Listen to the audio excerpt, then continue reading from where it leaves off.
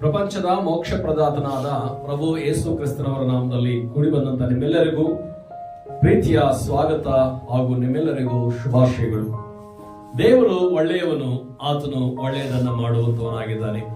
ದೇವಾದಿ ದೇವನ ಮಹಾಕೃಪೆಯಿಂದಾಗಿ ಈ ನೂತನ ತಿಂಗಳಿನ ನೂತನ ವಾರದಲ್ಲಿ ನಾವು ದೇವರ ಆಲಯಕ್ಕೆ ಬಂದು ಆತನನ್ನ ಸ್ತುತಿಸಿದ್ದೇವೆ, ಆತನ ನಾಮವನ್ನ ಕೊಂಡಾಡಿದ್ದೇವೆ. ಆತನ ಸನ್ನಿಧಿಯಲ್ಲಿ ಕಳೆಯುವಂತ ಸಮಯ ಶ್ರೇಷ್ಠವಾದದ್ದು. ಕೀರ್ತನಕಾರನು ಹೇಳ್ತಾನೆ, ನಿನ್ನ ಸಮ್ಮುಖದಲ್ಲಿ ಪರಿಪೂರ್ಣವಾದಂತ ಸಂತೋಷವಿದೆ, ನಿನ್ನ ಬಲಗೈಯಲ್ಲಿ ಶಾಶ್ವತವಾದ ಭಾಗ್ಯವಿದೆ. ಲೋಕದಲ್ಲಿ ಕಳೆಯುವಂತಹ ಸಹಸ್ರ ದಿನಕ್ಕಿಂತಲೂ ನಿನ್ನ ಸನ್ನಿಧಿಯಲ್ಲಿ ಕಳೆಯುವ ಒಂದು ದಿನ ಮೇಲು ಎಂಬುದಾಗಿ ಭಕ್ತನು ದೇವರ ವಾಕ್ಯದಲ್ಲಿ ಹೇಳ್ತಾನೆ. ಹಾಗಾದ್ರೆ ಪ್ರಿಯರೇ, ನಾವು ದೇವರ ಸಮ್ಮುಖಕ್ಕೆ ಬರುವಾಗ ನಮಗೆ ಸಂತೋಷ, ದೇವರ ಸಮ್ಮುಖಕ್ಕೆ ಬಂದಾಗ ಸಮಾಧಾನ, ದೇವರ ಸಮ್ಮುಖಕ್ಕೆ ಬಂದಾಗ ನಮಗೆ ನೆಮ್ಮದಿ ಸಿಕ್ಕುವಂತದಾಗಿದೆ. ಈ ಲೋಕದಲ್ಲಿ ಹಣ ಇದ್ದಾಗ, ಆಸ್ತಿ ಇದ್ದಾಗ, ಈ ಲೋಕದಲ್ಲಿ ನಮಗೆ ಇಷ್ಟವಾಗಿರತಕ್ಕಂತ ಆಹಾರ ಪದಾರ್ಥಗಳೆಲ್ಲದ ಇದ್ದಾಗ ಸಿಕ್ಕುವಂತಹ ಸಂತೋಷಕ್ಕಿಂತಲೂ ದೇವರ ಸಮ್ಮುಖದಲ್ಲಿ ಸಿಕ್ಕುವಂತಹ ಸಂತೋಷ ಅದು ಶ್ರೇಷ್ಠವಾಗಿದೆ, ಅದು ಉನ್ನತವಾಗಿದೆ. ಅದಕ್ಕಾಗಿ ನಾವು ದೇವರಿಗೆ ಸ್ತೋತ್ರವನ್ನ ಸಲ್ಲಿಸುವಂತವರಾಗಿರೋಣ. ಈ ಸಮಯದಲ್ಲಿ ನಾವು ಸ್ವಲ್ಪ ಕಾಲ ದೇವರ ವಾಕ್ಯವನ್ನ ಧ್ಯಾನಿಸೋಣ. ಇವತ್ತಿನ ವಾಕ್ಯಕ್ಕಾಗಿ ಆರಿಸಿಕೊಂಡಿರ್ತಕ್ಕಂತಹ ಸತ್ಯವೇದದ ಭಾಗ ಪೇತ್ರನು ಬರೆದ 2ನೇ ಪತ್ರಿಕೆ 1ನೇ ಅಧ್ಯಾಯ ವಚನ 3ರಿಂದ 11. ಪೇತ್ರನು ಬರೆದ 2ನೇ ಪತ್ರಿಕೆ 1ನೇ ಅಧ್ಯಾಯ ವಚನ 3ರಿಂದ 11. The second epistle of Saint Peter, chapter 1, verses 3 to 11. ನಮ್ಮನ್ನು ತನ್ನ ಪ್ರಭಾವದಿಂದಲೂ ಗುಣಾತಿಶಯದಿಂದಲೂ ಕರೆದ ದೇವರ ವಿಷಯವಾಗಿ ಯೇಸುವಿನ ದಿವ್ಯ ಶಕ್ತಿಯು ನಮಗೆ ಪರಿಜ್ಞಾನವನ್ನು ಕೊಟ್ಟದರಲ್ಲಿ ಜೀವಕ್ಕೂ ಭಕ್ತಿಗೂ ಬೇಕಾದದ್ದೆಲ್ಲವೂ ದೊರೆಯುತ್ತೆಂದು ಬಲ್ಲೆವಷ್ಟೇ. ನೀವು ಲೋಕದಲ್ಲಿ ದುರಾಶೆಯಿಂದುಂಟಾದ ಕೆಟ್ಟತನಕ್ಕೆ ತಪ್ಪಿಸಿಕೊಂಡು ದೈವ ಸ್ವಭಾವದಲ್ಲಿ ಪಾಲನ್ನು ಹೊಂದುವವರಾಗಬೇಕೆಂಬ ಉದ್ದೇಶದಿಂದ ದೇವರು ತನ್ನ ಪ್ರಭಾವ ಗುಣಾತಿಶಯಗಳಿಂದ ಅಮೂಲ್ಯವಾಗಿಯೂ ಉತ್ಕೃಷ್ಟವಾಗಿಯೂ ಇರುವ ವಾಗ್ದಾನಗಳನ್ನು ನಮಗೆ ದಯಪಾಲಿಸಿದ್ದಾನೆ. ಈ ಕಾರಣದಿಂದಲೇ ನೀವು ಪೂರ್ಣಾಸಕ್ತಿಯುಳ್ಳವರಾಗಿ ನಿಮಗಿರುವ ನಂಬಿಕೆಗೆ ಸದ್ಗುಣವನ್ನು, ಸದ್ಗುಣಕ್ಕೆ ಜ್ಞಾನವನ್ನು, ಜ್ಞಾನಕ್ಕೆ ದಮೆಯನ್ನು, ದಮೆಗೆ ತಾಳ್ಮೆಯನ್ನು, ತಾಳ್ಮೆಗೆ ಭಕ್ತಿಯನ್ನು, ಭಕ್ತಿಗೆ ಸಹೋದರ ಸ್ನೇಹವನ್ನು, ಸಹೋದರ ಸ್ನೇಹಕ್ಕೆ ಪ್ರೀತಿಯನ್ನು ಕೂಡಿಸಿರಿ. ಇವು ನಿಮ್ಮಲ್ಲಿದ್ದು ಹೆಚ್ಚುತ್ತಾ ಬಂದರೆ ನಮ್ಮ ಕರ್ತನಾದ ಯೇಸು ಕ್ರಿಸ್ತನ ಸಂಬಂಧವಾದ ಪರಿಜ್ಞಾನವನ್ನು ಹೊಂದುವ ವಿಷಯದಲ್ಲಿ ನಿಮ್ಮನ್ನು ಆಲಸ್ಯಗಾರರು, ನಿಷ್ಫಲರು ಆಗದಂತೆ ಮಾಡುತ್ತವೆ. ಇವುಗಳಿಲ್ಲದವನು ಕುರುಡನಾಗಿದ್ದಾನೆ. ಅವನು ದೂರದೃಷ್ಟಿಯುಳ್ಳವನಾಗಿದ್ದು ತನ್ನ ಹಿಂದಣ ಪಾಪಗಳು ಪರಿಹಾರವಾಗಿ ತಾನು ಶುದ್ಧನಾದುದನ್ನು ಮರೆತು ಬಿಟ್ಟಿದ್ದಾನೆ. ಆದುದರಿಂದ ಸಹೋದರರೇ, ದೇವರು ನಿಮ್ಮನ್ನು ಕರೆದದ್ದನ್ನು, ಆದುಕೊಂಡದ್ದನ್ನು ದೃಢಪಡಿಸಿಕೊಳ್ಳುವುದಕ್ಕೆ ಮತ್ತಷ್ಟು ಪ್ರಯಾಸ ಪಡಿರಿ. ಹೀಗೆ ನೀವು ಮಾಡಿದರೆ ಎಂದಿಗೂ ಎಡಹುವುದಿಲ್ಲ. ಮತ್ತು ನಮ್ಮ ಕರ್ತನು ರಕ್ಷಕನೂ ಆಗಿರುವ ಯೇಸು ಕ್ರಿಸ್ತನ ನಿತ್ಯ ರಾಜ್ಯದಲ್ಲಿ ಪ್ರವೇಶಿಸುವ ಹಾಗೆ ದೇವರು ನಮಗೆ ಧಾರಾಳವಾಗಿ ಅನುಗ್ರಹಿಸುವನು. ಆಮೆನ್. ಧನ್ಯವಾದಗಳು. ಓದಿದಂತ ಸಹೋದರಿಗೆ ಕರ್ತನು ನಿಮ್ಮನ್ನ ಆಶೀರ್ವಾದ ಮಾಡಿ. ಪ್ರೀತಿಯ ದೇವಜನರೇ, ಓದಿರತಕ್ಕಂತಹ ಈ ವಾಕ್ಯ ಭಾಗ ಪೇತ್ರನು ಬರೆದಂತಹ 2ನೇ ಪತ್ರಿಕೆ ಅಧ್ಯಾಯ 1 ವಚನ 3ರಿಂದ 11 ಆಗಿತ್ತು. ಪೇತ್ರನು ಎಂಬುದಾಗಿ ಹೇಳುವಾಗ ಆತನು ಬೆಸ್ತನಾಗಿದ್ದಂಥವನು, ಮೀನುಗಳನ್ನ ಹಿಡಿತಾ ಇದ್ದಂಥವನು. ತನ್ನ ತಮ್ಮನಾದಂತ ಅಂದ್ರೆಯನ ಜೊತೆಯಲ್ಲಿ ಮೀನುಗಳನ್ನ ಹಿಡಿಯುತ್ತಿರುವಾಗ ಯೇಸು ಸ್ವಾಮಿಯವರು ಈ ಪೇತ್ರನನ್ನ ಕಂಡುಕೊಳ್ತಾರೆ. ಮೊದಲು ಆತನ ಹೆಸರು ಸೀಮೋನ ಆಗಿರುತ್ತೆ. ಈ ಸೀಮೋನನ್ನ ಮತ್ತು ಆತನ ತಮ್ಮನಾದಂತ ಆಂದ್ರೆಯನನ್ನ ದೇವರು ಅಂದ್ರೆ ಯೇಸು ಕ್ರಿಸ್ತರು ಅವರನ್ನ ಕಂಡಾಗ, ನನ್ನನ್ನು ಹಿಂಬಾಲಿಸಿರಿ, ನಾನ್ ನಿಮ್ಮನ್ನ ಮನುಷ್ಯರನ್ನ ಹಿಡಿಯುವಂತ ಬೆಸ್ತರನ್ನಾಗಿ ಮಾಡುತ್ತೇನೆ ಎಂಬುದಾಗಿ ಹೇಳ್ತಾರೆ. ಆ ಯೇಸು ಕ್ರಿಸ್ತನ ಮಾತನ್ನ ಕೇಳಿ ಅವರು ದೋಣಿಯನ್ನ, ಬಲೆಗಳನ್ನ ಬಿಟ್ಟು ಯೇಸುವನ್ನ ಹಿಂಬಾಲಿಸಿದ್ರು ಎಂಬುದಾಗಿ ನಾವು ನೋಡ್ತೇವೆ. ಅದೇ ಸೀಮೋನನು ಯೇಸು ಸ್ವಾಮಿ ಆತನು ತನ್ನ ಶಿಷ್ಯರನ್ನ ಒಂದು ಪ್ರಶ್ನೆ ಕೇಳ್ತಾನೆ. ಲೋಕದ ಜನರು ಮನುಷ್ಯ ಕುಮಾರನಾಗಿರ್ತಕ್ಕಂಥ ನನ್ನನ್ನು ಏನಂತಾರೆ ಎಂಬುದಾಗಿ ಹೇಳುವಾಗ ಕೆಲವರು ಎಲಿಯನು, ಕೆಲವರು ಎಲಿಷನು ಅಂತಾರೆ ಅಂತ ಅವರು ಉತ್ತರ ಕೊಡ್ತಾರೆ. ಆಗ ಯೇಸು ಸ್ವಾಮಿ ತನ್ನ ಶಿಷ್ಯರ ಪೇತ್ರನ ಕೇಳ್ತಾನೆ, ಪೇತ್ರನೇ, ನೀನ್ ನನ್ನ ಏನಂತೀಯ ಎಂಬುದಾಗಿ. ಆಗ ಪೇತ್ರನ ಹೇಳುವಂತ ಮಾತು, ನೀನು ಬರಬೇಕಾದಂತಹ ರಕ್ಷಕನು, ಜೀವ ಸ್ವರೂಪನಂತಹ ದೇವರ ಮಗನು ಎಂಬುದಾಗಿ.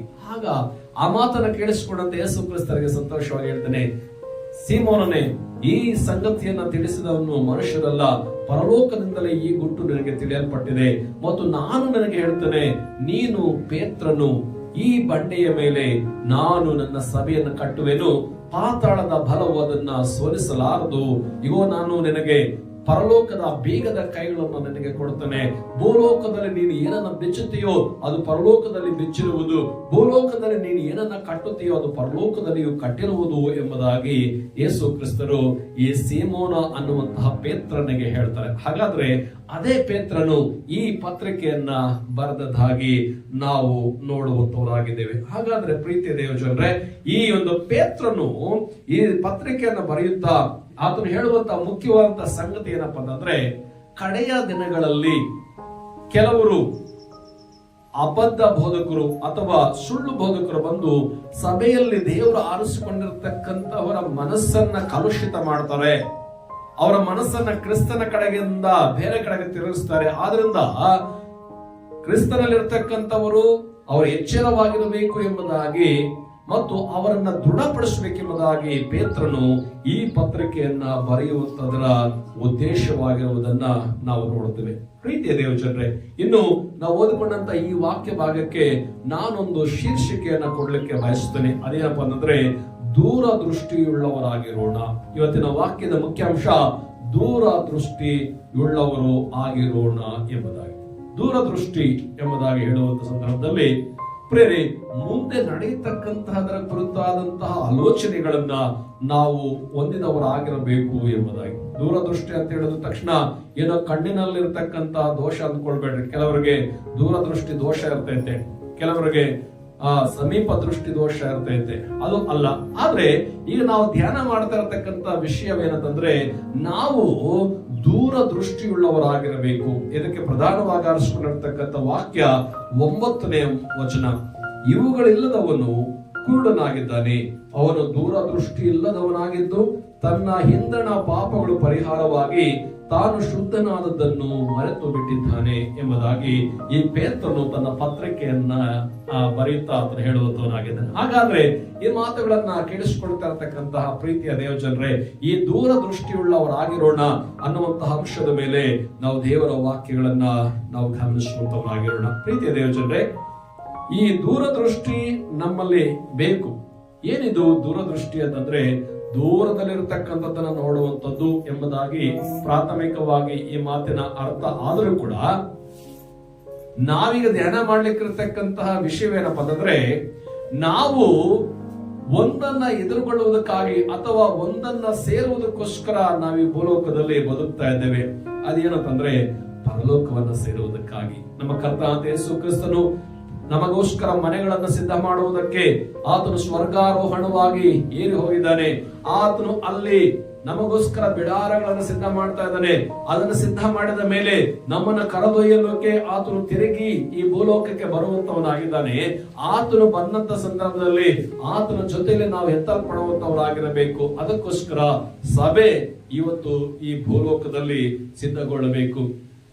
ದುರದೃಷ್ಟ ಏನಪ್ಪಾ ಅಂತಂದ್ರೆ, ಅನೇಕ ಸಾರಿ ದುಷ್ಟನು ಕ್ರೈಸ್ತರನ್ನ ಈ ಲೋಕದ ಚಿಂತೆಗಳಲ್ಲಿ, ಲೋಕದ ಆಲೋಚನೆಗಳಲ್ಲಿ, ಲೋಕದ ಕಾರ್ಯಕ್ರಮಗಳಲ್ಲಿ ಆತನು ಮುಳುಗಿಸಿಬಿಟ್ಟಿದ್ದಾನೆ.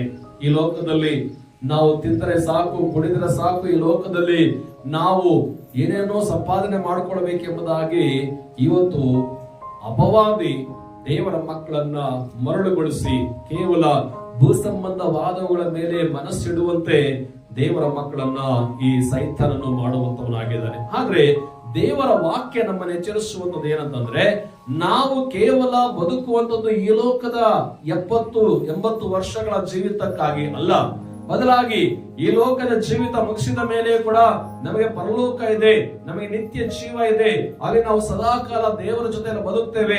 ಆ ಜೀವಕ್ಕಾಗಿ ನಾವು ಈ ದಿನದಿಂದಲೇ ನಮ್ಮನ್ನ ಈ ಲೋಕದಲ್ಲಿ ಸಿದ್ಧ ಮಾಡಿಕೊಳ್ಳಬೇಕು ಅನ್ನುವಂತಹ ದೃಷ್ಟಿ ಉಳ್ಳವರಾಗಿ ನಾವು ಈ ಭೂಲೋಕದಲ್ಲಿ ನಡೆದುಕೊಳ್ಳುವಂತವರು ಆಗಿರಬೇಕಾಗುತ್ತದೆ. ಹಾಗಾದ್ರೆ ಪ್ರೀತಿಯ ದೇವಚಂದ್ರೆ, ಬನ್ನಿವಿ ಅಪೊಸ್ತಲನಾದಂತಹ ಪೌಲನು ಎಫೆಸ ಸಭೆಯ ವಿಶ್ವಾಸಿಗಳನ್ನು ಉದ್ದೇಶಿಸಿ ಆತನು ಮಾತನಾಡತಕ್ಕಂತಹ ಒಂದು ವಾಕ್ಯವನ್ನ ನಾವು ಸಮಯದಲ್ಲಿ ಓದಿಕೊಂಡು ಬರುವಂತವರಾಗಿರೋಣ. ಎಫೆಸದವರಿಗೆ ಬರೆದ ಪತ್ರಿಕೆ 1ನೇ ಅಧ್ಯಾಯ ವಚನ 18 ಹಾಗೂ 19 ನಾವು ಓದೋಣ. ಏನಪ್ಪಾ ಆ ಒಂದು ಕುರುಡುತನ ಎಂಬುದಾಗಿ ನಾವು ನೋಡುವುದಾದ್ರೆ, ಎಫೆಸದವರಿಗೆ ಬರೆದ ಪತ್ರಿಕೆ 1ನೇ ಅಧ್ಯಾಯ ವಚನ 18 ಹಾಗೂ 19. ಆತನು ನಿಮ್ಮ ಮನೋನೇತ್ರಗಳನ್ನು ಬೆಳಗಿಸಿ ಆತನಿಂದ ಕರೆಸಿಕೊಂಡವರು ನಿರೀಕ್ಷಿಸುವ ಪದವಿ ಎಂಥದ್ದೆಂಬುದನ್ನು ದೇವಜನರೆಂಬ ಆತನ ಸ್ವಾಸ್ಯದ ಮಹಿಮಾತಿಶಯವು ಎಂಥದ್ದೆಂಬುದನ್ನು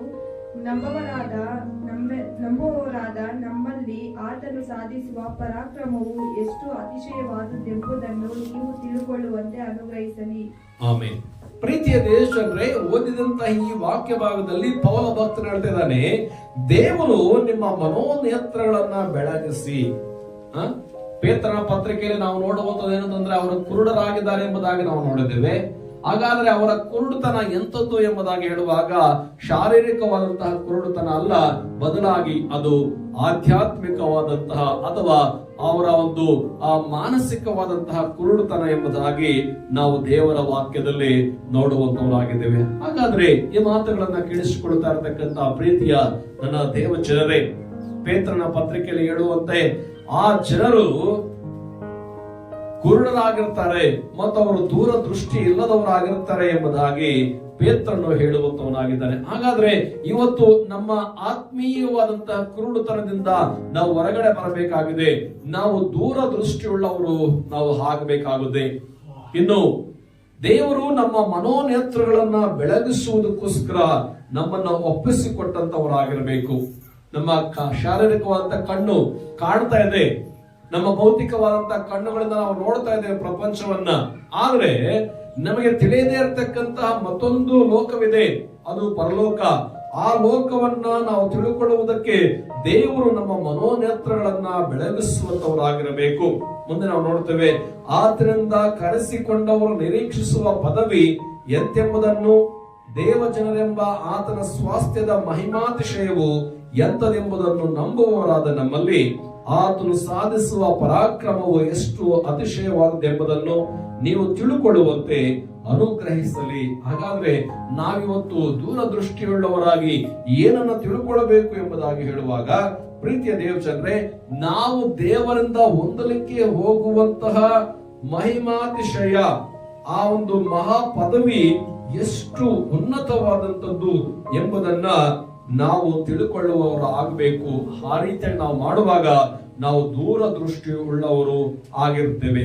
ಪ್ರೀತಿಯ ದೇವಜನರೇ, ಕೇವಲ ಕಣ್ಣಿಗೆ ಇವತ್ತು ಕಾಣಿಸ್ತಾ ಇರ್ತಕ್ಕಂತಹ ಪ್ರಪಂಚವೇ ಇರುವಂತದ್ದು ಅಂತ ಅಂದುಕೊಳ್ಬೇಡ್ರಿ. ಕಣ್ಣಿಗೆ ಕಾಣದೇ ಇರುವಂತದ್ದು ಕೂಡ ಇದೆ. ಪೌಲನು ಕೊರಿಂಥ ಸಭೆಯ ಪತ್ರಿಕೆಯಲ್ಲಿ ಆತನು ಹೇಳ್ತಾನೆ, ಕೊರಿಂಥದವರಿಗೆ ಬರೆದ 2ನೇ ಪತ್ರಿಕೆ 4ನೇ ಅಧ್ಯಾಯದ 18ನೇ ವಚನ, ದೇವರ ಮಕ್ಕಳು ಯಾವ ರೀತಿಯಾಗಿ ಬದುಕಬೇಕು ಎಂಬುದನ್ನ ಆತನು ಆ ಪತ್ರಿಕೆಯಲ್ಲಿ ವಿವರಿಸಿ ಹೇಳ್ತಾನೆ. ಕೊರಿಂಥದವರಿಗೆ ಬರೆದ 2ನೇ ಪತ್ರಿಕೆ 4ನೇ ಅಧ್ಯಾಯದ ವಚನ 18, ನಾವು ಕಾಣುವಂತದ್ದನ್ನು ಲಕ್ಷಿಸದೆ ಕಾಣದಿರುವಂತದ್ದನ್ನು ಲಕ್ಷಿಸುವವರಾಗಿದ್ದೇವೆ. ಕಾಣುವಂತದ್ದು ಸ್ವಲ್ಪ ಕಾಲ ಮಾತ್ರ ಇರುವುದು, ಕಾಣದಿರುವಂತದ್ದು ಸದಾ ಕಾಲವೂ ಇರುವುದು. ಆಮೆನ್. ಪ್ರೇರೆಯಲ್ಲಿ ಪೌಲ ಭಕ್ತನ ಮಾತುಗಳನ್ನು ನೋಡುವಾಗ ನಾವು ಕಾಣುವಂತದನ್ನ ಲಕ್ಷಿಸದೆ, ಅಂದ್ರೆ ಗಮನಿಸದೆ, ಕಾಣದೆ ಇರುವಂತದನ್ನ ನಾವು ಲಕ್ಷಿಸುವಂತವರು, ಗಮನಿಸುವಂತವರು ಆಗಿರ್ತೇವೆ. ಗಮನಿಸಿ, ಇಲ್ಲಿ 2 ವಿಧವಾದಂತಹ ಪ್ರಪಂಚ ಅಥವಾ 2 ವಿಧವಾದಂತಹ ಲೋಕಗಳನ್ನ ನಾವು ನೋಡ್ತೇವೆ. ಒಂದು ಕಡೆ ಕಾಣಿಸುವಂತದ್ದು, ಮತ್ತೊಂದು ಕಡೆ ಕಾಣಿಸದೇ ಇರುವಂತದ್ದು. ಹಾಗಾದ್ರೆ ಪ್ರಿಯರೇ, ಕಾಣಿಸುವಂತದ್ದು ಸ್ವಲ್ಪ ಕಾಲ ಇರ್ತೈತೆ, ಕಾಣಿಸದೇ ಇರುವಂತದ್ದು ಸದಾ ಕಾಲವಿರ್ತೈತೆ ಎಂಬುದಾಗಿ ದೇವರ ವಾಕ್ಯ ಬೈಬಲ್ ಹೇಳುತ್ತದೆ. ಹಾಗಾದ್ರೆ ದೇವರಿಂದ ಆರಿಸಿಕೊಳ್ಳಲ್ಪಟ್ಟಂತ ಪ್ರಜೆಗಳು ಯಾವುದನ್ನ ನೋಡಬೇಕು ಎಂಬುದಾಗಿ ಹೇಳುವಾಗ ಕಾಣುವಂತದ್ದನ್ನ ಲಕ್ಷಿಸಬಾರದು, ಬದಲಾಗಿ ಕಾಣದೇ ಇರುವಂತದ್ದನ್ನು ನಾವು ಲಕ್ಷಿಸಬೇಕು ಎಂಬುದಾಗಿ ದೇವರ ವಾಕ್ಯ ಹೇಳುತ್ತದೆ. ಯಾಕೆ? ಕಾರಣ ಕಾಣುವಂತದ್ದು ಸ್ವಲ್ಪ ಕಾಲವಿದ್ದು ಕಾಣದೇ ಇರುವಂತದ್ದು ಸದಾ ಕಾಲ ಇರುವಂತದ್ರಿಂದ ನಾವು ಕಾಣದೇ ಇರುವಂತದರ ಮೇಲೆ ನಮ್ಮ ಮನಸ್ಸನ್ನ ನಾವು ಕೇಂದ್ರೀಕರಿಸುವಂತವರ ಆಗ್ಬೇಕು ಎಂಬುದಾಗಿ ದೇವರ ವಾಕ್ಯವು ನಮಗೆ ಸ್ಪಷ್ಟವಾಗಿ ಹೇಳುವಂತದ್ದಾಗಿದೆ. ಹಾಗಾದ್ರೆ ನಾವು ದೂರದೃಷ್ಟಿಯುಳ್ಳವರಾಗಿರಬೇಕಾದ್ರೆ ನಮ್ಮಲ್ಲಿ ಏನು ಬೇಕು ಮುಖ್ಯವಾಗಿ ಎಂಬುದಾಗಿ ಹೇಳುವಾಗ ಒಂದು 8 ಅಂಶಗಳನ್ನ ಪೇತ್ರನು ಅಲ್ಲಿ ಪಟ್ಟಿ ಮಾಡುತ್ತಾ ಆತನು ಹೇಳುವಂತವನಾಗಿದ್ದಾನೆ. ಆ ಮಾತುಗಳನ್ನ ನೋಡಿಕೊಳ್ಳೋಣ. ನಾವು ದೂರದೃಷ್ಟಿಯುಳ್ಳವರಾಗಿ ಲೋಕದಲ್ಲಿ ಬದುಕಬೇಕು ಅಂತ ಹೇಳುವುದಾದ್ರೆ ದೇವರ ಮಕ್ಕಳಂತಹ ನಮ್ಮಲ್ಲಿ ಇರಬೇಕಾಗಿರ್ತಕ್ಕಂತಹ 8 ಸಂಗತಿಗಳನ್ನ ಕುರಿತು ಇಲ್ಲಿ ಪೇತ್ರ ಭಕ್ತನು ಆತನು ಹೇಳುವಂತವನಾಗಿದ್ದಾನೆ. ಬನ್ನಿರಿ ಆ ಮಾತುಗಳನ್ನ ನಾವು ಈ ಸಮಯದಲ್ಲಿ ಓದಿಕೊಂಡು ಬರೋಣ. ಪೇತ್ರನು ಬರೆದ 2ನೇ ಪತ್ರಕ್ಕೆ 1ನೇ ಅಧ್ಯಾಯ ವಚನ 6ರಿಂದ 5ರಿಂದ ನಾವು 7 ವಚನಗಳ ತನಕ ಓದ್ಕೋಬೇಕು. 2 ಪೇತ್ರ 1ನೇ ಅಧ್ಯಾಯ ವಚನ 5ರಿಂದ 7 ತನಕ ಓದ್ಕೊಳ್ಳೋಣ.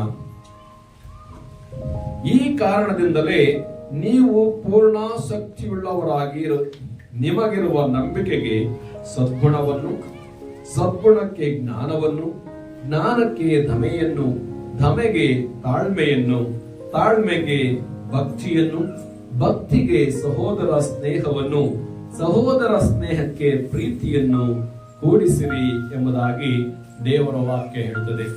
ಒಬ್ಬ ದೇವರ ಮಗನಾಗಿ, ದೇವರ ಮಗಳಾಗಿ ನಮಗೆ ಇರಬೇಕಾಗಿರತಕ್ಕಂತಹ 8 ವಿಧವಾದಂತಹ ಗುಣಗಳನ್ನು ಕುರಿತು ಇಲ್ಲಿ ಪೇತ್ರ ಭಕ್ತನು ಹೇಳುವಂತವನಾಗಿದ್ದಾನೆ. ಏನೇನು ಆ 8 ವಿಷಯಗಳು ಅಂತ ಹೇಳುವಾಗ, ಮೊದಲನೇದಾಗಿ ನಂಬಿಕೆ, 2ನೇದಾಗಿ ಸದ್ಗುಣ, 3ನೇದಾಗಿ ಜ್ಞಾನ, 4ನೇದಾಗಿ ದಮೆ. ಈ ದಮೆಯನ್ನು ನಾವು ಆಶಾ ನಿಗ್ರಹ ಎಂಬುದಾಗಿ ಕರೆಯುತ್ತೇವೆ. 5ನೇದಾಗಿ ನಮ್ಮಲ್ಲಿ ತಾಳ್ಮೆ ಬೇಕು, 6ನೇದಾಗಿ ನಮಗೆ ಭಕ್ತಿ ಇರಬೇಕು, 7ನೇದಾಗಿ ಸಹೋದರ ಸ್ನೇಹವಿರಬೇಕು, 8ನೇದಾಗಿ ನಮ್ಮಲ್ಲಿ ಅತಿ ಪ್ರಾಮುಖ್ಯವಾಗಿ ಬೇಕಾಗಿರುವಂತದ್ದು ಪ್ರೀತಿ. ಪ್ರೀತಿಯ ದೇವಚಂದ್ರೆ, ಈ 8 ಅಂಶಗಳು ದೇವರ ಮಗನಾಗಿ ನನ್ನಲ್ಲಿ ಬೇಕು, ದೇವರ ಮಕ್ಕಳಾಗಿ ನಿಮ್ಮಲ್ಲಿ ಬೇಕು. ಅವು ನಮ್ಮಲ್ಲಿ ಇದೆಯಾ ಎಂಬುದನ್ನ ನಾವು ಪರೀಕ್ಷೆ ಮಾಡಿಕೊಳ್ಳಬೇಕು. ಇವತ್ತು ನಂಬಿಕೆ ನಮಗೆ ಬೇಕಾಗಿರುವಂತದ್ದು. ನಂಬಿಕೆ ಇಲ್ಲದೆ ಹೋದ್ರೆ ನಾವು ದೇವರನ್ನ ಮೆಚ್ಚಿಸುವುದಕ್ಕೆ ಅಸಾಧ್ಯ. ಇಬ್ರಿಯರಿಗೆ ಬರೆದ ಪತ್ರಿಕೆ 11ನೇ 6ನೇ ವಚನದಲ್ಲಿ ಮಾತನ್ನ ನೋಡ್ತೇವೆ. ನಂಬಿಕೆ ಇಲ್ಲದೆ ದೇವರನ್ನ ಮೆಚ್ಚಿಸುವುದು ಅಸಾಧ್ಯ. ದೇವರ ಬಳಿಗೆ ಬರುವವನು ದೇವರಿದ್ದಾನೆ, ತನ್ನನ್ನು ಹುಡುಕುವವರಿಗೆ ಪ್ರತಿಫಲ ಕೊಡುತ್ತಾನೆ ಎಂದು ನಂಬುವುದು ಅವಶ್ಯವಲ್ಲವೇ ಎಂದು ದೇವರ ವಾಕ್ಯ ಹೇಳುತ್ತದೆ. ಇನ್ನು ಸದ್ಗುಣ, ದೇವರ ಮಕ್ಕಳಲ್ಲಿ ಸದ್ಗುಣವಿರಬೇಕು. ಕ್ರಿಸ್ತನನ್ನು ನಂಬುವುದಕ್ಕಿಂತ ಮೊದಲು ನಮ್ಮಲ್ಲಿರ್ತಕ್ಕಂಥ ದುರ್ಗುಣಗಳನ್ನೆಲ್ಲ ನಾವು ಬಿಟ್ಟು ಯೇಸು ಕ್ರಿಸ್ತನ ಬಳಿಗೆ ಬಂದ ಮೇಲೆ ನಾವು ಯೇಸು ಕ್ರಿಸ್ತನಲ್ಲಿದ್ದಂತ ಗುಣಾತಿಶಯಗಳನ್ನು ನಾವೇನ್ ಮಾಡಬೇಕು? ಧರಿಸಿಕೊಳ್ಳುವಂತವರಾಗಿರಬೇಕು. 3ನೇದಾಗಿ ಜ್ಞಾನ. ನಾವು ನಮಗೆ ಪೂರ್ವದಲ್ಲಿದ್ದಂತಹ ಜ್ಞಾನವನ್ನು ನಾವು ಬದಿಗಿಟ್ಟು ಕರ್ತನಾದ ಯೇಸು ಕ್ರಿಸ್ತನ ವಿಷಯವಾದಂತಹ ಜ್ಞಾನದಿಂದ ನಾವು ತುಂಬಿಸಲ್ಪಡಬೇಕು. ಹಾಗಾದ್ರೆ ಈ ಒಂದು ಜ್ಞಾನ ನಮ್ಗೆ ಹೇಗೆ ಬರ್ತೈತೆ ಎಂಬುದಾಗಿ ನಾವು ನೋಡುವಾಗ ಆ ಜ್ಞಾನೋಕ್ತಿಗಳ ಗ್ರಂಥ 1ನೇ ಅಧ್ಯಾಯದ 7ನೇ ವಚನ ಹೇಳುತ್ತದೆ, ಯೆಹೋವನ ಭಯವೇ ಜ್ಞಾನಕ್ಕೆ ಮೂಲವು, ಮೂರ್ಖರಾದರೂ ಜ್ಞಾನವನ್ನು ಶಿಕ್ಷೆಯನ್ನು ಅಸಡ್ಡೆ ಮಾಡ್ತಾರೆ ಎಂಬುದಾಗಿ. ಹಾಗಾದ್ರೆ ನಾವು ಜ್ಞಾನ ಪಡ್ಕೊಳ್ಬೇಕಾದ್ರೆ ದೇವರಿಗೆ ಭಯ ಪಡುವಂತವರಾಗಿರಬೇಕು. ಇನ್ನು 4ನೇದಾಗಿ ನಮಗೆ ಆಶಾ ನಿಗ್ರಹ ಬೇಕು. ನಾವು ಪೂರ್ವ ಕಾಲದಲ್ಲಿ ನಮ್ಮ ಮನಸ್ಸು ತೋಚಿದ ಕಡೆಗೆಲ್ಲ ನಾವು ಹೋಗ್ತಾ ಇದ್ದೆವು. ನಮ್ಮ ಮನಸ್ಸು ನಮಗೆ ಏನ್ ಹೇಳ್ತದೋ ಅದನ್ನೆಲ್ಲ ಮಾಡ್ತಾ ಇದ್ದೆವು. ಆದ್ರೆ ದೇವರ ಬಳಿಗೆ ಬಂದ ಮೇಲೆ ನಾವೇನ್ ಮಾಡ್ಬೇಕು? ನಮ್ಮ ಆಶೆಗಳನ್ನ ನಿಗ್ರಹಿಸಿಕೊಳ್ಳುವಂತವರಾಗಿರಬೇಕು. ಅದನ್ನ ದಮೆ ಎಂಬುದಾಗಿ ಸತ್ಯವೇದ ಹೇಳುತ್ತದೆ. ಇನ್ನು 5ನೇದಾಗಿ ನಮಗೆ ಬೇಕಾಗಿರುವಂತದ್ದು ಯಾವುದು? ತಾಳ್ಮೆ. ಪ್ರೀತಿಯ ದೇವಚಂದ್ರೆ, ಈ ಎಲ್ಲ ಗುಣಗಳು ನಮಗೆ ಏನೋ ಒಂದು ದಿನದಲ್ಲೋ ಅಥವಾ ಒಂದು ವಾರದಲ್ಲೋ ಒಂದು ತಿಂಗಳಿನಲ್ಲೇ ಬರುವಂತದ್ದಲ್ಲ. ಅದಕ್ಕೆ ನಾವೇನ್ ಮಾಡ್ಬೇಕು? ಪ್ರತಿ ದಿವಸವೂ ಪ್ರಯಾಸ ಪಡಬೇಕು. ಪ್ರತಿ ವಾರ, ಪ್ರತಿ ತಿಂಗಳು, ಪ್ರತಿ ವರ್ಷ ನಾವು ಅದರಲ್ಲಿ ದಿನದಿಂದ ದಿನಕ್ಕೆ, ವರ್ಷದಿಂದ ವರ್ಷಕ್ಕೆ ಮೇಲೆ ಹೋಗುತ್ತಾ ಬರಬೇಕಾಗುತ್ತದೆ. ಹಾಗಾದ್ರೆ ನಮಗೆ ತಾಳ್ಮೆ ಅನ್ನುವಂಥದ್ದು ಬೇಕಾಗುತ್ತದೆ. ಅದೇ ರೀತಿಯಾಗಿ ಭಕ್ತಿ ಬೇಕು. ಭಕ್ತಿ ಬೇಕು ಪ್ರೇರೆ. ಭಕ್ತಿ ಇಲ್ಲದೆ ನಾವು ಏನು ಮಾಡಿದ್ರು ಕೂಡ ಅದೆಲ್ಲವೂ ಕೂಡ ವ್ಯರ್ಥವಾಗುತ್ತದೆ. ಹಾಗಾದ್ರೆ ದೇವರ ಮೇಲಿನ ಭಕ್ತಿ ನಮಗೆ ಬೇಕು. ಅದರ ಜೊತೆಗೆ ನಮಗೆ ಬೇಕಾಗಿರುವಂತದ್ದು ಸಹೋದರ ಸ್ನೇಹ. ಸಹೋದರ ಸ್ನೇಹ ಇದನ್ನ ಕುರಿತು ನಾವು ನೋಡುವಾಗ ಕರ್ತನಾದ ಯೇಸು ಕ್ರಿಸ್ತನು ನಮಗೆ ಒಂದು ಒಳ್ಳೆಯ ಮಾದರಿಯನ್ನು ತೋರಿಸಿ ಹೋಗಿದ್ದಾನೆ. ಸಹೋದರರಿಗೋಸ್ಕರ ಆತನು ಪ್ರಾಣವನ್ನು ಕೊಟ್ಟಿದ್ದಾನೆ. ಹಾಗಾದ್ರೆ ಇವತ್ತು ಕೂಡ ನಮ್ಮ ಸಹೋದರರಿಗೋಸ್ಕರ ನಾವು ಪ್ರಾಣ ಕೊಡುವಂತ ಅಂಗಿನಲ್ಲಿದ್ದೇವೆ. ಹಾಗಾದ್ರೆ ಯಾರು ನಮ್ಮ ಸಹೋದರರು? ಯಾರು ನಮ್ಮ ಸಹೋದರರು ಗೊತ್ತಾ? ಯೇಸು ಸ್ವಾಮಿ ಕಡೆ ಒಂದು ಸಾರಿ ಆತನೊಂದು ಮನೆಯಲ್ಲಿ ಪ್ರಸಂಗ ಮಾಡ್ತಾ ಇದ್ದಾಗ ತುಂಬಾ ಜನ ಮನೆ ತುಂಬಾ ಸುತ್ತುವರೆದಿರ್ತಾರೆ, ಮನೆಯೆಲ್ಲ ತುಂಬ ಹೋಗಿರ್ತಾರೆ ಜನರು. ಆಗ ಯೇಸು ಸ್ವಾಮಿಯವರ ತಾಯಿ ಮತ್ತು ಆತನ ಸಹೋದರರು ಮನೆ ಹೊರಗಡೆ ಬಂದು ನಿಂತುಕೊಂಡಿರುವುದನ್ನ ನೋಡಿದಂತ ಯೇಸು ಸ್ವಾಮಿಯ ಶಿಷ್ಯರು ಆತನಿಗೆ ಒಂದು ಮಾತು ಹೇಳ್ತಾರೆ, ಗುರುವೇ, ಇಗೋ ನಿನ್ನ ತಾಯಿಯು ನಿನ್ನ ಸಹೋದರರು ಬಂದಿದ್ದಾರೆ ಅಂತ. ಆಗ ಯೇಸು ಸ್ವಾಮಿ ಅವ್ರಿಗೆ ಹೇಳುವಂತ ಮಾತೇನು ಗೊತ್ತಾ? ಯಾರು ನನಗೆ ತಾಯಿ, ಯಾರು ನನಗೆ ಸಹೋದರರು ಅಂತೇಳಿ, ಇಗೋ ತಂದೆಯ ಚಿತ್ತದಂತೆ ನಡೆಯುವಂತಹ ಇವರೇ ನನಗೆ ತಾಯಿಯು, ನನಗೆ ಸಹೋದರರು ಆಗಬೇಕು ಎಂಬುದಾಗಿ. ಹಾಗಾದ್ರೆ ಇವತ್ತು ದೇವರ ವಾಕ್ಯದ ಪ್ರಕಾರವಾಗಿ ಪರಲೋಕದಲ್ಲಿರ್ತಕ್ಕಂಥ ತಂದೆಯ ಚಿತ್ತದ ಪ್ರಕಾರವಾಗಿ ನಡೆಯತಕ್ಕಂಥವರೇ ನಮಗೆ ಸಹೋದರರು. ಇಲ್ಲಿ ರಕ್ತ ಸಂಬಂಧ ಅಷ್ಟು ಪ್ರಾಮುಖ್ಯತೆಯನ್ನು ಪಡೆದುಕೊಳ್ಳುವುದಿಲ್ಲ, ಬದಲಾಗಿ ಆತ್ಮ ಸಂಬಂಧ ಪ್ರಾಮುಖ್ಯತೆಯನ್ನ ಪಡೆದುಕೊಳ್ಳುತ್ತದೆ. ಆದ್ರಿಂದ ಪ್ರೀತಿಯ ದೇವಚಂದ್ರೆ, ಕರ್ತನಾದ ಯೇಸು ಕ್ರಿಸ್ತನು ನಮ್ಮೆಲ್ಲರನ್ನ ಪ್ರೀತಿಸಿ ನಮಗೋಸ್ಕರ ತನ್ನ ಪ್ರಾಣವನ್ನೇ ಕೊಟ್ಟು ತನ್ನ ರಕ್ತವನ್ನು ಸುರಿಸಿ ನಮ್ಮನ್ನ ಆತನು ಸಂಬಂಧಿಕರನ್ನಾಗಿ ಮಾಡಿಕೊಂಡಿದ್ದಾನೆ. ಆತ ನಮ್ಮನ್ನ ಸ್ನೇಹಿತರನ್ನಾಗಿ ಮಾಡಿಕೊಂಡಿದ್ದಾನೆ. ಆತ ನಮ್ಮನ್ನ ಸಹೋದರರನ್ನಾಗಿ ಮಾಡಿಕೊಂಡಿದ್ದಾನೆ. ಆದ್ರಿಂದ ಆ ಸಹೋದರರ ಮಧ್ಯದಲ್ಲಿ ಇವತ್ತು ನಮಗೆ ಬೇಕಾಗಿರುವಂತದ್ದು ಏನಂತಂದ್ರೆ ಸ್ನೇಹ ಅನ್ನುವಂಥದ್ದು ಬೇಕಾಗುತ್ತದೆ. ಇನ್ನು ಕೊನೆಯದಾಗಿ ನಮಗೆ ಬೇಕಾಗಿರುವಂತದ್ದು ಏನಪ್ಪಾ ಅಂತ ಹೇಳುವಾಗ ಪ್ರೀತಿ ಬೇಕು. ಪ್ರೀತಿ ಕುರಿತು ನಾವು ಅನೇಕ ವಿಷಯಗಳನ್ನ ನೋಡುತ್ತೇವೆ. ಪ್ರೀತಿ ಇಲ್ಲದ ದೇವರನ್ನ ನಾವು ಇಷ್ಟಪಡಿಸುವುದಕ್ಕೆ ಆಗುವುದಿಲ್ಲ. ಪ್ರೀತಿ ಬಹು ಪಾಪಗಳನ್ನ ಮುಚ್ಚುತ್ತದೆ ಎಂಬುದಾಗಿ ನಾವು ನೋಡುತ್ತೇವೆ. ಇನ್ನು ನಾವು ಕೊರಿತದ ವಿಶ್ವಾಸಿಗಳಿಗೆ ಪೌಲನು ಬರೆಯುತ್ತಾ ಹೇಳ್ತಾನೆ, ಈಗಿರೋದ್ರಿಂದ ನಂಬಿಕೆ, ನಿರೀಕ್ಷೆ, ಪ್ರೀತಿ ಈ ಮೂರೇ ನಿಲ್ತವೆ. ಈ ಮೂರಲ್ಲಿ ದೊಡ್ಡದು ಯಾವುದು ಗೊತ್ತಾ? ಪ್ರೀತಿನೇ. ಪ್ರೀತಿಯ ದೇವಚಂದ್ರೆ, ಬೈಬಲ್ ಮತ್ತು ಇಡೀ ಪ್ರಪಂಚಕ್ಕೆ ಆಧಾರವಾಗಿರುವಂತದ್ದು ಏನಪ್ಪ ಅಂದ್ರೆ ಪ್ರೀತಿ. ದೇವರು ಲೋಕದ ಮೇಲೆ ಎಷ್ಟೋ ಪ್ರೀತಿಯನ್ನಿಟ್ಟು ತನ್ನ ಒಬ್ಬನೇ ಮಗನನ್ನು ಕೊಟ್ಟನು. ಆತನನ್ನು ನಂಬುವ ಒಬ್ಬನಾದರೂ ನಾಶವಾಗದೆ ಎಲ್ಲರೂ ನಿತ್ಯ ಜೀವವನ್ನ ಪಡೆಯಬೇಕೆಂಬುದಾಗಿ ದೇವರು ಈ ಯೇಸು ಕ್ರಿಸ್ತರನ್ನ ಕೊಟ್ಟನು ಎಂಬುದಾಗಿ ನಾವು ನೋಡ್ತೇವೆ. ಹಾಗಾದ್ರೆ ಇವತ್ತು ನಾವು ದೂರದೃಷ್ಟಿಯುಳ್ಳವರಾಗಿರಬೇಕು.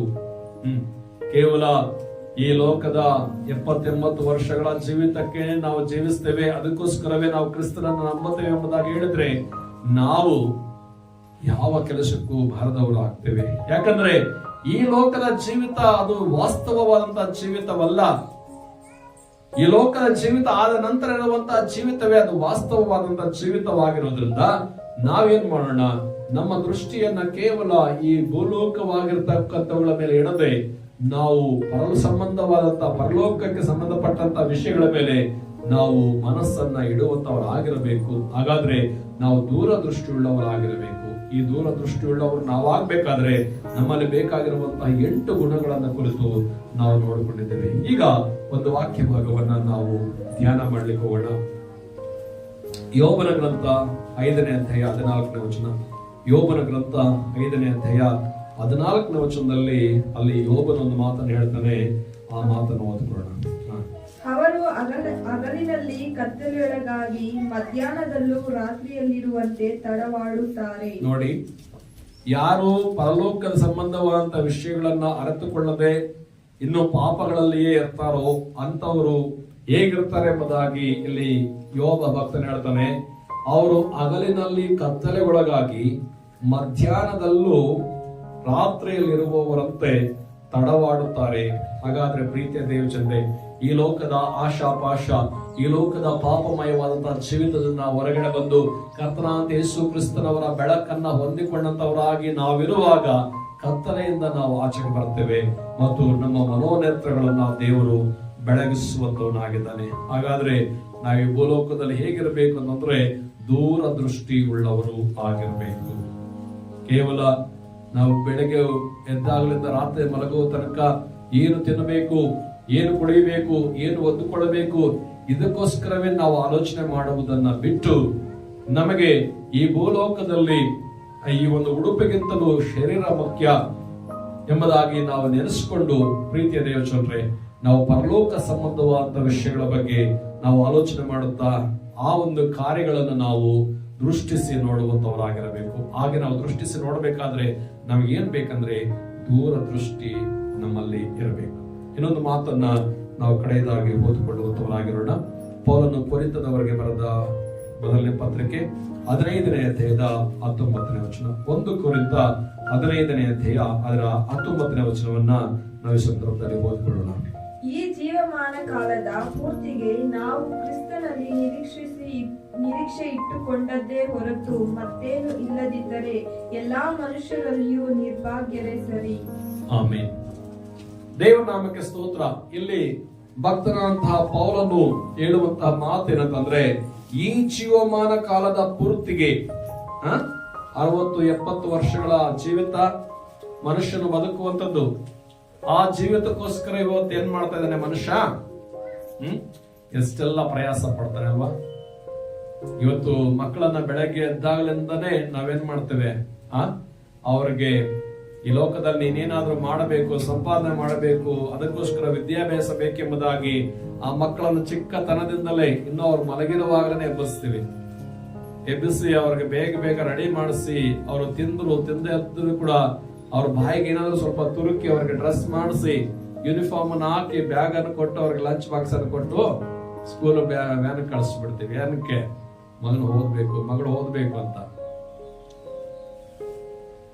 ಹೀಗೆ ಆ ಮಗು ಅಲ್ಲಿ ವಿದ್ಯಾಭ್ಯಾಸ ಮಾಡಿಕೊಂಡು ಸಾಯಂಕಾಲ ಬಂದ ಮೇಲೆ ಮತ್ತೆ ನಾವು ಟ್ಯೂಷನ್ಸ್ ಅಂತ ಹಾಕ್ತಿವಿ. ಮತ್ತೆ ಸಾಯಂಕಾಲ ನಾವು ಮನೆಯಲ್ಲಿ ಹೇಳ್ಕೊಡ್ತೇವೆ. ಮಾರ್ಕ್ಸ್ ಕಡಿಮೆ ಬಂದಿದೆ ಅಂತಂದ್ರೆ ಆ ಮಗುವನ್ನ ಬೈತೇವೆ. ಬೇರೆಯವ್ರು ನೋಡು, ಬೇರೆಯವ್ರು ಎಷ್ಟು ಚೆನ್ನಾಗಿ ಓದ್ತಾರೆ, ನೀನ್ ಯಾಕೆ ಓದಲ್ಲ ಅಂತ ಹೇಳ್ಬಿಟ್ಟು ಮಕ್ಕಳಿಗೆ ಇಲ್ಲದೆ ಇರತಕ್ಕಂತ ಪ್ರೆಷರ್ ಅನ್ನ ನಾವು ಹಾಕ್ತಿವಿ. ಯಾಕೆ?